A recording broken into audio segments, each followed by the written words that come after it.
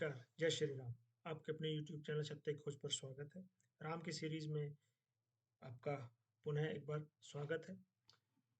राम की सीरीज में हम बात करेंगे विवादित जमीन के बारे में, जिसको विवादित कहा गया है। बाबरी विध्वंस के बाद क्या हुआ उसके बारे में बात करेंगे। बाबरी विध्वंस के बाद किस तरह से सुप्रीम कोर्ट का फैसला है उसके ऊपर बात करेंगे। बाबरी विध्वंस के बाद आडवाणी समेत 6 नेताओं को गिरफ्तार कर ललितपुर जेल भेज दिया गया। ललितपुर के बाद से मामला रायबरेली शिफ्ट हुआ, फिर लखनऊ पीठ के पास ये मामला पहुंचा।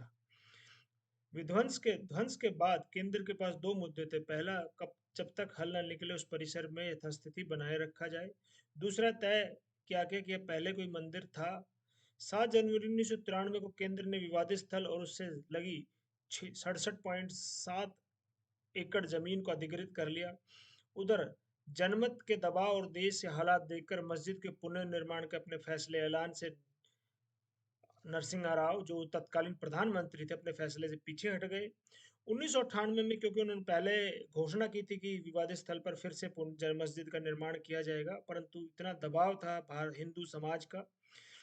6 दिसंबर 1992 भारत के इतिहास और हिंदू समाज के इतिहास के लिए बहुत बड़ा टर्निंग पॉइंट था।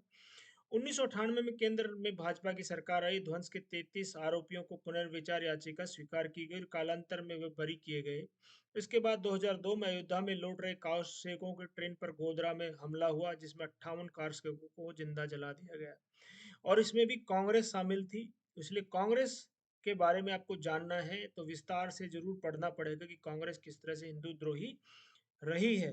कांग्रेस की स्थापना से लेकर आज तक उन्होंने हिंदू द्रोह के जितने कार्य किए हैं, शायद आज तक भारत के इतिहास में किसी और व्यक्ति ने ना किए हों।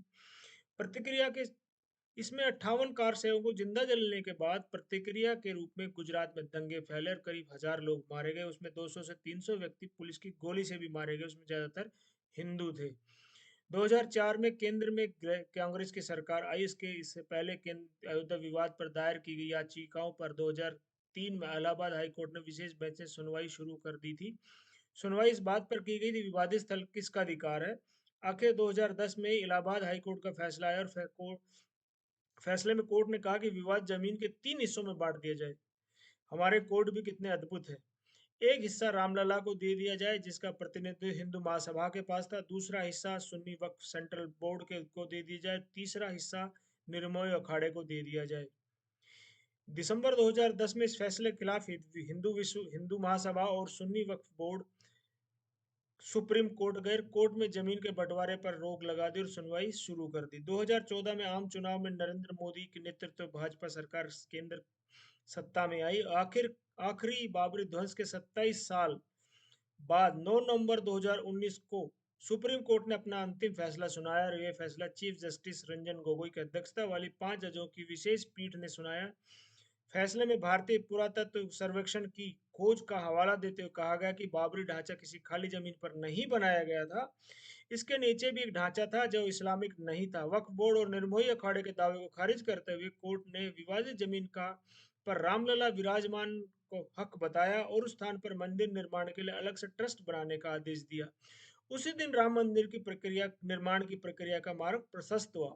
मुस्लिम पक्ष को अयोध्या में 5 एकड़ जमीन देने का भी आदेश हुआ, जो कि उसी क्षेत्र में देने के लिए कहा गया था, क्योंकि उस अयोध्या में देने के लिए कहा गया था। और देखिए, महाराज आदित्य योगी जी ने उस पूरे जिले का ही नाम फैजाबाद से बदलकर अयोध्या कर दिया गया और अयोध्या से करीब 20-25 किलोमीटर दूर हाईवे से 500 मीटर अंदर वो जमीन दी गई है मुस्लिम पक्ष को। तो देखिए, अगर राजा की शक्ति किसी के पक्ष में हो तो उसका पक्ष भारी होना स्वाभाविक है। और यहाँ पर राजा भी हिंदू था और सुप्रीम कोर्ट में बैठे हुए जज भी हिंदू थे, इनमें से एक मुस्लिम भी जज भी थे। लेकिन ये फैसला सर्वसम्मति से आया है और जनता को जिस तरह का इसमें एक पुनरुत्थान मिला है, एक नया उत्सर्जन मिला है, उसकी बात ही अद्भुत है। और अब 22 जनवरी को रामलला का प्राण प्रतिष्ठा होने वाली है। उनकी जो पहली छाया चित्र यानी सामने आया है, वो इतनी मोहक है, अद्भुत है कि उसको नजरों से हटाने का मन ही नहीं करता है। तो आप भी वो जरूर देखिए और 22 तारीख की प्रतीक्षा कीजिए। जब रामलला की प्राण प्रतिष्ठा संपूर्ण होगी और इस संसार भर में हिंदू उत्थान होगा, हिंदू का पुनर्जागरण होगा। तो आप सबसे आग्रह है कि वीडियो को पूरा देखिए, लाइक, शेयर, सब्सक्राइब ज़रूर कीजिए, बेल आइकन ज़रूर दबाइए ताकि आप तक वीडियो ज़रूर पहुँचे। और आपसे आग्रह है कि आप हमको ट्विटर, फेसबुक और इंस्टाग्राम पर भी फॉलो कर सकते हैं। लिंक डिस्क्रिप्शन में दिया हुआ है, आप देख सकते हैं। वीडियो को पूरा देखने के लिए बहुत-बहुत धन्यवाद। जय हिंद राष्ट्र, जय जय श्री राम।